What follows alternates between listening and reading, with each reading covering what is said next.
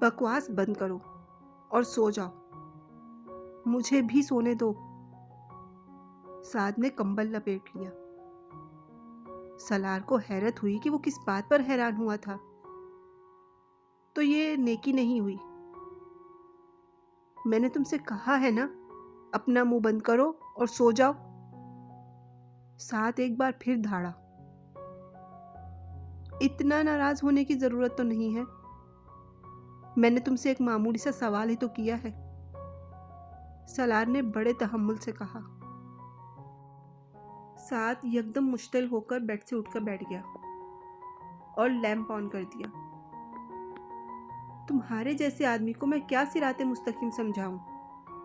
क्या तुम पागल हो, जाहिल हो या गैर मुस्लिम हो?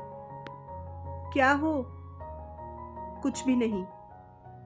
तुम्हें खुद पता होना चाहिए कि सिराते मुस्तकीम क्या होता है, मगर तुम जैसा आदमी जो मस्जिद में नमाज पढ़ते हुए नमाज दरमियान में छोड़कर चला आता है, वो कैसे जान सकता है ये? मैं नमाज इसलिए छोड़कर चला आया क्योंकि तुम कहते हो उसमें सुकून मिलेगा। मुझे सुकून नहीं मिला, मैं छोड़ आया। उसके पुरसुकून अंदाज में कहे हुए जुमले ने साद को मजीद मुश्तिल कर दिया। तुम्हें नमाज में इसलिए सुकून नहीं मिला क्योंकि मस्जिद तुम्हारी जगह है ही नहीं। तुम्हारे लिए तो सुकून की जगह सिनेमा, थिएटर, बार और क्लब है ना। मस्जिद तुम्हारे लिए है ही नहीं। तुम्हें नमाज में सुकून कहाँ से मिल जाता? और तुम चाहते हो मैं तुम्हें बताऊं सिराते मुस्तकीम क्या होता है? वो बेड पर सीधा लेटा पलके झपकाए बगैर साद को देखता रहा। तुम्हारे जैसा शख्स जो नमाज से भाग जाता है, शराब पीता है, जिना करता है, वो सिराते मुस्तकीम के मतलब को समझ सकता है, ना उस पर आ सकता है। तुम्हारा मतलब है कि जो शराब पीते हैं, जिना करते हैं, मगर नमाज से भागते नहीं, नमाज भी पढ़ते हैं, वो सिराते मुस्तकीम का मतलब समझते हैं और सिराते मुस्तकीम पर है। साद कुछ बोल नहीं सका। मध्यम आवाज और बेतासुर लहजे में किए गए एक ही सवाल ने उसे खामोश कर दिया। सलार अब भी उसी तरह उसे देख रहा था। तुम इन चीजों को नहीं समझ सकते सलार, उसने कुछ देर खामोश रहने के बाद कहा। सलार के कानों में एक झमाके के साथ एक दूसरी आवाज गूंज उठी। हाँ, मैं वाकई नहीं समझ सकता। लाइट ऑफ कर दो, मुझे नींद आ रही है। उसने मजीद कुछ कहे बगैर आंखें बंद कर ली। मुझे पहले ही अंदाजा था कि तुम अपने अपार्टमेंट पर ही होगे, सिर्फ तुमने जानबूझकर आंसर फोन लगाया हुआ है। साद अब अगले दिन 10 बजे सलार के अपार्टमेंट पर मौजूद था। सलार ने नींद में उठकर दरवाजा तो खोला था। तुम इस तरह बगैर बताए भाग क्यों आए मेरे अपार्टमेंट से? साद ने अंदर आते हुए उसे झाड़ा। भागा तो नहीं, तुम सो रहे थे तो मैंने तुम्हें जगाना मुनासिब नहीं समझा। सलार ने आंखें मसलते हुए कहा। किस वक्त आए थे तुम? शायद 4-5 बजे। ये जाने का कौन सा वक्त था? तुम इस तरह क्यों आए? सलार कुछ कहने की बजाय लिविंग रूम के सोफे पर जाकर औंधे मुंह लेट गया। शायद मेरी बातों से तुम नाराज हो गए थे, मैं इसीलिए एक्सक्यूज करने आया हूं। साद ने दूसरे सोफे पर बैठते हुए कहा। कौन सी बातों से? वही सब कुछ जो मैंने कुछ गुस्से में आकर रात को तुमसे कहा। साद ने माजरत ख्वाह अंदाज में कहा। नहीं, मैं ऐसी छोटी छोटी बातों पर तो नाराज नहीं हो सकता। तुमने ऐसी कोई बात ही नहीं की जिस पर तुम्हें एक्सक्यूज करने के लिए यहाँ आना पड़ता। सलार ने उसी के अंदाज में कहा। फिर तुम इस तरह अचानक मेरे अपार्टमेंट से क्यों आ गए? बस मेरा दिल घबराया और मैं यहाँ आ गया, और चूंकि सोना था तो इसलिए आंसर फोन लगा दिया। सलार ने पुरसुकून अंदाज में कहा। फिर भी ये महसूस कर रहा था कि मुझे तुमसे इस तरह से बात नहीं करनी चाहिए थी। मैं सुबह से बहुत पछता रहा हूँ। جانے دو اسے، اس نے اسی طرح صوفے پر بیٹھے ہوئے کہا۔ سلار، تمہارے ساتھ آج کل کیا پرابلم ہے؟ کچھ نہیں، کچھ نہ کچھ تو ہے، کچھ عجیب سے ہوتے جا رہے ہو تم۔ اس بار سلار یکدم کروٹ بدلتے ہوئے سیدھا ہو گیا۔ چت لیٹے سعد کی طرف دیکھتے ہوئے اس نے پوچھا، مثلاً کون سی بات عجیب ہوتی جا رہی ہے مجھ میں؟ بہت ساری۔ تم بہت چپ چپ رہنے لگے ہو، چھوٹی چھوٹی باتوں پر الجھنے لگے ہو۔ عباد مجھے بتا رہا تھا کہ یونیورسٹی جانا بھی چھوڑا ہوا ہے تم نے، اور سب سے بڑی بات کہ مذہب میں دلچسپی لے رہے ہو۔ اس کے آخری جملے سے سلار کے ماتھے پر تیوریاں آ گئیں۔ مذہب میں دلچسپی، یہ تمہیں غلط فہمی ہے۔ میں مذہب میں دلچسپی لینے کی کوشش نہیں کر رہا، میں صرف سکون حاصل کرنے کی کوشش کر رہا ہوں، کیونکہ میں بہت ڈپریس ہوں۔ مجھے زندگی میں کبھی اس طرح کا اور اس حد تک کا ڈپریشن نہیں ہوا جس کا شکار میں آج کل ہوں، اور میں صرف اس ڈپریشن سے نجات حاصل کرنے کے لیے رات کو نماز پڑھنے کے لیے گیا تھا۔ ڈپریشن کیوں ہے تمہیں؟ سعد نے پوچھا۔ اگر یہ مجھے پتا ہوتا تو مجھے یقیناً ڈپریشن نہ ہوتا، میں اب تک اس کا کچھ نہ کچھ تو کر ہی چکا ہوتا۔ پھر بھی کوئی نہ کوئی وجہ تو ہوگی، یوں بیٹھے بٹھائے ڈپریشن نہیں ہو جاتا، سعد نے تبصرہ کیا۔ سلار جانتا تھا کہ وہ ٹھیک کہہ رہا ہے، مگر اسے وجہ بتا کر وہ خود پر ہنسنے کا موقع نہیں فراہم کرنا چاہتا تھا۔ کسی دوسرے کے بارے میں تو مجھے نہیں پتا، مگر مجھے تو بیٹھے بٹھائے ہی ڈپریشن ہو جاتا ہے۔ تو تم کوئی اینٹی ڈپریسنٹ لے لیتے؟ میں ان کا ڈھیر کھا چکا ہوں، مجھے کوئی فرق نہیں پڑا۔ تو تم کسی سائیکیٹرسٹ سے مل لیتے۔ میں یہ کام تو کبھی نہیں کروں گا، میں تنگ آ چکا ہوں ان لوگوں سے ملتے ملتے، کم از کم اب تو میں نہیں ملوں گا، سلار نے بے اختیار کہا۔ پہلے کس سلسلے میں ملتے رہے ہو تم؟ سعد نے کچھ چونک کر تجسس کے عالم میں پوچھا۔ بہت سی باتیں تھیں، تم انہیں رہنے دو۔ وہ اب چت لیٹا چھت کو گھور رہا تھا۔ تو پھر تم ایسا کیا کرو کہ عبادت کیا کرو، نماز پڑھا کرو۔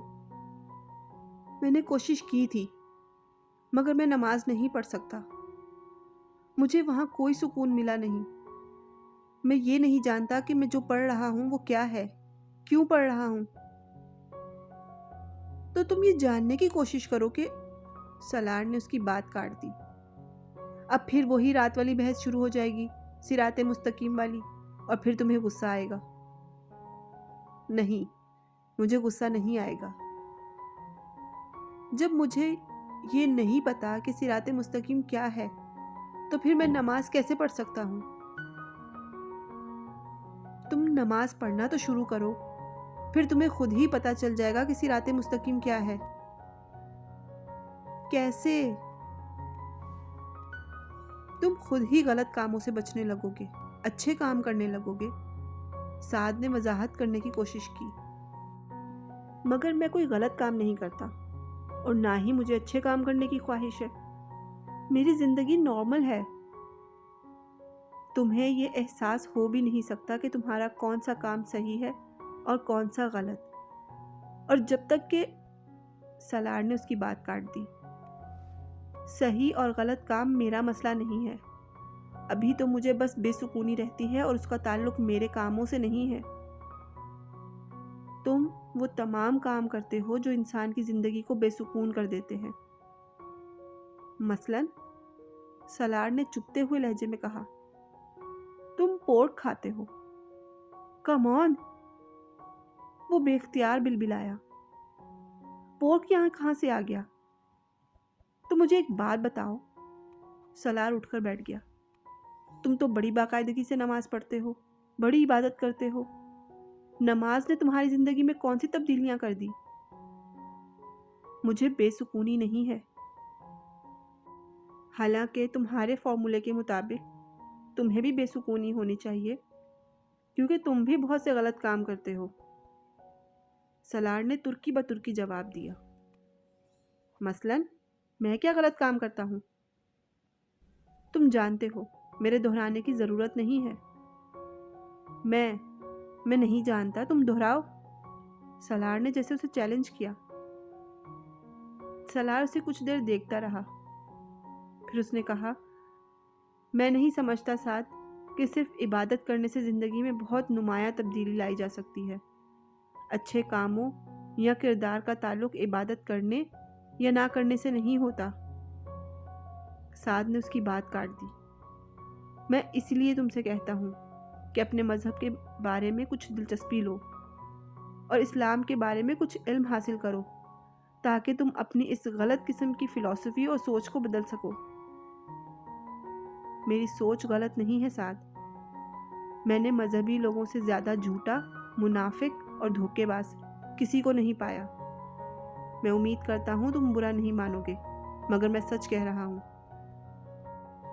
میرا 3 ایسے لوگوں سے واسطہ پڑا جو بہت مسلمان بنتے ہیں اور اسلام کی بات کرتے ہیں، مگر تینوں فیک منافق ہیں۔ وہ بڑی تلخی سے کہہ رہا تھا۔ سب سے پہلے میں ایک لڑکی سے ملا، وہ بھی بڑی مذہبی بنتی تھی، پردہ کرتی تھی، بڑی پارسا اور پاک باز ہونے کا ڈرامہ کرتی تھی۔ ساتھ میں ایک لڑکے کے ساتھ افیئر چلا رہی تھی اپنے منگیتر کے ہوتے ہوئے بھی، اور اس کے لیے گھر سے بھی بھاگ گئی۔ اسے ضرورت پڑی تو اس نے ایک ایسے شخص سے بھی مدد لی جسے وہ برا سمجھتی تھی۔ اپنے فائدے کے لیے استعمال کرنے میں اسے کوئی آڑ نہیں سمجھا ان محترمہ پارسا خاتون نے۔ اس کے لبوں پر ایک استہزائیہ مسکراہٹ تھی۔ اس کے بعد میں ایک اور آدمی سے ملا جس نے داڑھی رکھی ہوئی تھی، بڑا پکا اور سچا قسم کا مسلمان تھا، لیکن اس نے اس لڑکی کی مدد نہیں کی جس نے اس سے بھیک مانگنے کی حد تک مدد مانگی تھی۔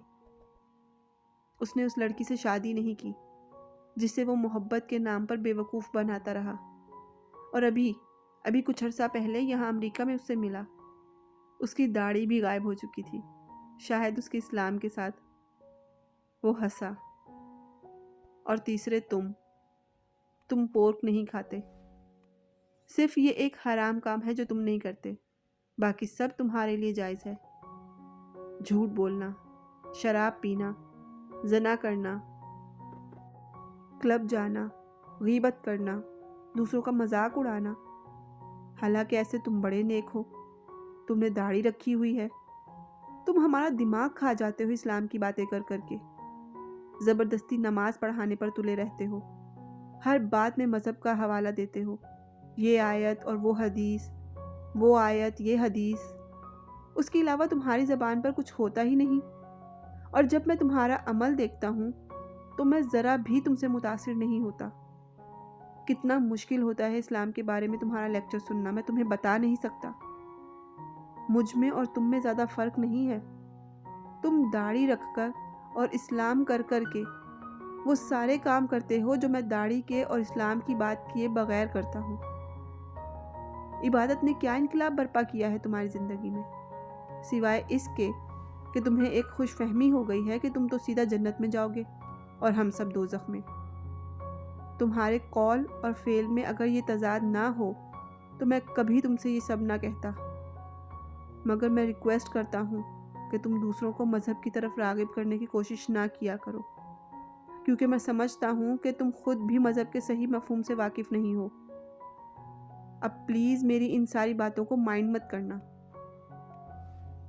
سالار اب ٹیبل پر ایک اور سگریٹ سلگا رہا تھا، اور سعد تقریباً گونگا ہو گیا تھا۔ ٹھیک ہے، مجھ سے کچھ غلطیاں ہو جاتی ہیں، مگر اللہ انسان کو معاف کر دیتا ہے، اور میں نے کبھی یہ تو نہیں کہا کہ میں بہت ہی اچھا مسلمان ہوں اور میں ضرور جنت میں جاؤں گا، لیکن میں اگر ایک اچھا کام کرتا ہوں اور دوسروں کو اس کی ہدایت کرتا ہوں تو یہ اللہ کی طرف سے مجھ پر فرض ہے۔ سعد نے کچھ دیر خاموش رہنے کے بعد اس سے کہا، سعد، تم خام خواہ دوسروں کی ذمہ داری اپنے سر پر مت لو۔ پہلے اپنے آپ کو ٹھیک کرو، پھر دوسروں کو ٹھیک کرنے کی کوشش کرو، تاکہ کوئی تمہیں منافق نہ کہہ سکے۔ اور جہاں تک اللہ کے معاف کر دینے کا تعلق ہے، تو اگر تمہارا یہ خیال ہے کہ وہ تمہاری غلطیوں کو معاف کر سکتا ہے، تو پھر وہ ہمیں بھی معاف کر سکتا ہے۔ ہمارے گناہوں کے لیے تم اگر یہ سمجھتے ہو کہ لوگوں کو اسلام کی طرف راغب کرنے سے تمہاری نیکیوں میں اضافہ ہوگا اور تم اپنے گناہوں سمیت اللہ کے قریب ہو جاؤ گے، تو ایسا نہیں ہوگا۔ بہتر ہے تم اپنا ٹریک ریکارڈ ٹھیک کرو، صرف اپنے آپ کو دیکھو اور دوسروں کو ٹھیک کرنے کی، نیک کرنے کی کوشش نہ کرو۔ ہمیں برا ہی رہنے دو، اس نے ترشی سے کہا۔ اس لمحے اس کے دل میں جو آیا اس نے سعد سے کہہ دیا، اور جب وہ خاموش ہوا تو سعد اٹھ کر چلا گیا۔ اس کے بعد اس نے کبھی دوبارہ سلار کے سامنے اسلام کی بات نہیں کی۔ وہ اس ویکینڈ پر بہت دنوں کے بعد کسی ریسٹورنٹ گیا۔ اپنا آرڈر ویٹر کو نوٹ کروانے کے بعد وہ ریسٹورنٹ کے شیشوں سے باہر سڑک کو دیکھنے لگا۔ وہ جس میز پر بیٹھا ہوا تھا وہ کھڑکی کے قریب تھی، اور قداور کھڑکیوں کے شیشوں کے پاس بیٹھ کر اسے یہی محسوس ہو رہا تھا جیسے وہ فٹ پاتھ پر بیٹھا ہو۔ کسی لڑکی کی سسکیوں کی آواز نے اس کی محفیت کو توڑا، اور اس نے بے اختیار مڑ کر دیکھا پیچھے۔ اس سے پچھلی میز پر ایک لڑکا اور ایک لڑکی بیٹھے ہوئے تھے۔ لڑکی کسی بات پر روتے ہوئے سسکیاں لے رہی تھی اور ٹشو کے ساتھ اپنے آنسو پونچھ رہی تھی۔ لڑکا اس کے ہاتھ کو تھپ تھپاتے ہوئے شاید اسے تسلی سے دے رہا تھا۔ ریسٹورنٹ اتنا چھوٹا اور ٹیبلز اتنے قریب قریب تھیں کہ وہ بڑی آسانی سے ان کی گفتگو سن سکتا تھا، مگر وہ وہاں اس کام کے لیے نہیں آیا تھا۔ تو وہ سیدھا ہو گیا۔ ناگواری کی ایک لہر سی اس کے اندر اٹھی۔ اسے اس طرح کے تماشے اچھے نہیں لگتے تھے، اس لیے اس کا موڈ خراب ہو رہا تھا، حالانکہ وہ وہاں سکون کے کچھ وقت گزارنے آیا تھا۔ اب اس کا دل اچاٹ ہونے لگا۔ وہ دونوں رشین تھے اور اسی زبان میں ایک دوسرے سے باتیں کر رہے تھے۔ وہ ایک بار پھر کھڑکی سے باہر دیکھنے لگا، مگر غیر محسوس طور پر اس کی سماعتیں ابھی بھی انہی سسکیوں کی طرف مرکوز تھیں۔ اس نے کچھ دیر بعد مڑ کر دوبارہ دیکھا۔ اس کے دوبارہ دیکھنے پر لڑکی نے بھی اس کو دیکھا۔ چند لمحوں کے لیے ان دونوں کی نظریں ملیں، اور وہ چند لمحے اس پر بہت بھاری گزرے۔ اس کی آنکھیں متورم اور سرخ ہو رہی تھیں۔ اسے یکدم ایک چہرہ یاد آیا، امامہ ہاشم کا چہرہ، اس کی متورم آنکھیں۔ ویٹر اس کا آرڈر لے کر آ چکا تھا۔ وہ اسے اب سرو کرنے لگا۔ اس نے پانی کے چند گھونٹ پیتے ہوئے اپنے ذہن سے اس چہرے کو جھٹکنے کی کوشش کی۔ اس نے چند گہرے سانس لیے۔ ویٹر نے اپنا کام کرتے ہوئے اسے غور سے دیکھا، مگر سلار کھڑکی سے باہر دیکھنے میں مصروف تھا۔ آج موسم بہت اچھا ہے، میں یہاں اچھے لمحے گزارنے آیا ہوں، ایک اچھا کھانا کھانے آیا ہوں۔ اس کے بعد میں یہاں سے ایک فلم دیکھنے جاؤں گا۔ مجھے اس لڑکی کے بارے میں نہیں سوچنا چاہیے، کسی بھی طرح نہیں۔ وہ پاگل تھی، بکواس کرتی تھی۔ مجھے اس کے حوالے سے کسی قسم کا کوئی پچھتاوا نہیں ہونا چاہیے۔ مجھے کیا پتا وہ کہاں گئی، کہاں مری۔ یہ سب اس نے خود کیا تھا، میں نے صرف مذاق کیا تھا اس کے ساتھ۔ وہ مجھ سے رابطہ کرتی تو میں اسے طلاق دے دیتا۔ لاشعوری طور پر وہ خود کو سمجھاتے سمجھاتے ایک بار پھر اس کا پچھتاوا اس کے سامنے آنے لگا۔ پیچھے بیٹھی ہوئی لڑکی کی سسکیاں اب اس کے دماغ میں نیزے کی طرح چبھ رہی تھی۔ میں اپنی ٹیبل تبدیل کرنا چاہتا ہوں، اس نے بہت کھردرے انداز میں ویٹر کو مخاطب کرتے ہوئے کہا۔ ویٹر حیران ہو گیا۔ کس لیے سر؟ یا تو ان دونوں کی ٹیبل تبدیل کروا دو یا میری، اس نے ہاتھ کے اشارے سے کہا۔ ویٹر نے ایک نظر اس جوڑے کو دیکھا، پھر وہ سلار کا مسئلہ سمجھا یا نہیں، مگر اس نے کونے میں لگی ہوئی ایک ٹیبل پر سلار کو بٹھا دیا۔ سلار کو چند لمحوں کے لیے وہاں آ کر واقعی سکون ملا تھا۔ سسکیوں کی آواز اب وہاں نہیں آ رہی تھی، مگر اب اس لڑکی کا چہرہ بالکل اس کے سامنے تھا۔ چاولوں کا پہلا چمچ منہ میں ڈالتے ہی اس کی نظر اس لڑکی پر دوبارہ پڑی۔ وہ ایک بار پھر بدمزہ ہو گیا۔ اسے ہر چیز یکدم بے ذائقہ لگنے لگی۔ یہ یقیناً اس کی ذہنی کیفیت تھی، ورنہ وہاں کا کھانا بہت اچھا ہوتا تھا۔ انسان نعمتوں کا شکر ادا کر ہی نہیں سکتا، یہ میری زبان پر ذائقہ چکھنے کی جو حس ہے نا، یہ کتنی بڑی نعمت ہے۔ اگر میں کوئی چیز کھاتی ہوں اور اس کا ذائقہ محسوس کر سکتی ہوں، اچھا کھانا کھا کر خوشی محسوس کر سکتی ہوں، بہت سے لوگ اس نعمت سے بھی محروم ہوتے ہیں۔ اس کے کانوں میں ایک آواز گونجی، اور یہ شاید انتہا تھی۔ وہ کس آتش فشاں کی طرح پھٹا۔ اس نے پوری قوت سے چمچ پلیٹ میں پٹخا اور بلند آواز میں دھاڑا، shut up, just shut up. Restaurant میں یکدم خاموشی چھا گئی۔ یو بچ باسٹرڈ، جسٹ شٹ اپ۔ وہ اب اپنی سیٹ سے کھڑا ہو گیا اور اس کا چہرہ سرخ ہو رہا تھا۔ تم میرے ذہن سے نکل کیوں نہیں جاتی؟ دونوں کنپٹیوں پر ہاتھ رکھے ہوئے وہ چلایا، میں تمہیں مار ڈالوں گا اگر تم مجھے دوبارہ نظر آئیں۔ وہ ایک بار پھر چلایا، پھر اس نے پانی کا گلاس اٹھا کر پانی پیا۔ اس وقت پہلی بار اسے ریسٹورنٹ میں بیٹھے ہوئے لوگوں اور ان کی نظروں کا احساس ہوا کہ وہ سب اسے دیکھ رہے تھے۔ ایک ویٹر اس کی طرف آ رہا تھا جس کے چہرے پر تشویش تھی۔ آپ کی طبیعت ٹھیک ہے سر؟ سلار نے کچھ بھی کہے بغیر اپنا والیٹ نکالا اور چند کرنسی نوٹ ٹیبل پر رکھ دیے۔ ایک لفظ بھی کہے بغیر وہ وہاں سے نکل گیا۔ وہ امامہ نہیں تھی، وہ ایک بھوت تھا جو اسے چمٹ گیا تھا۔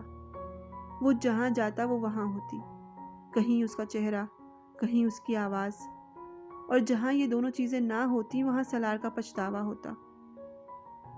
وہ ایک چیز بھولنے کی کوشش کرتا تو دوسری چیز اس کے سامنے آ کر کھڑی ہو جاتی۔ بعض دفعہ وہ اتنا مشتعل ہو جاتا کہ اس کا دل چاہتا کہ وہ اسے دوبارہ ملے تو اس کا گلا دبا دے یا اسے شوٹ کر دے۔ اسے اس کی ہر بات سے نفرت تھی۔ اس رات اس کے ساتھ سفر میں گزارے ہوئے چند گھنٹے اس کی پوری زندگی کو تباہ کر رہے تھے۔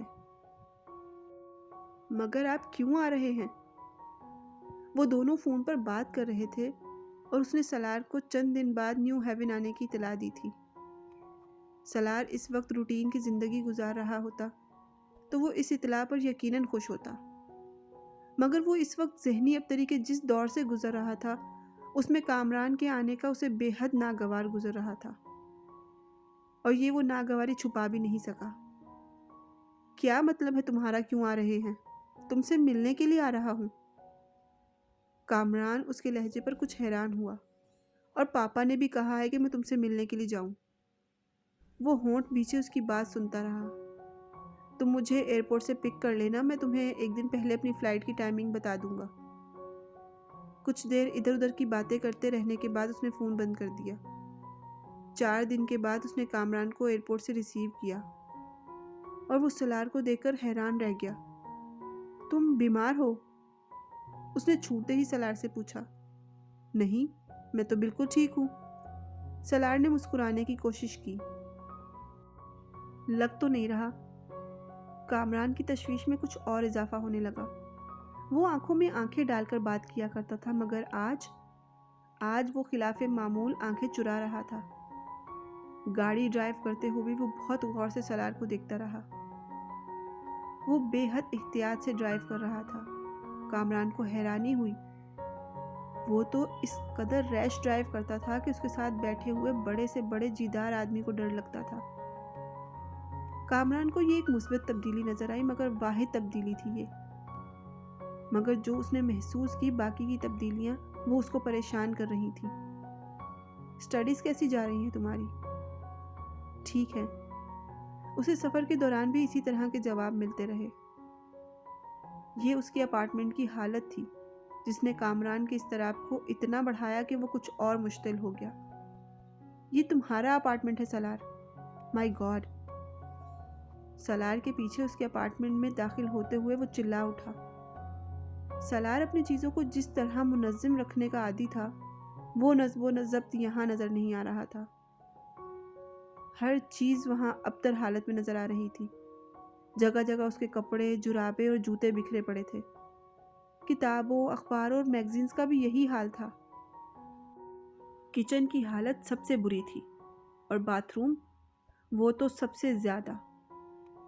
کامران نے کچھ شوق کی حالت میں پورے اپارٹمنٹ کا جائزہ لیا۔ کتنے ماہ سے تم نے صفائی نہیں کی؟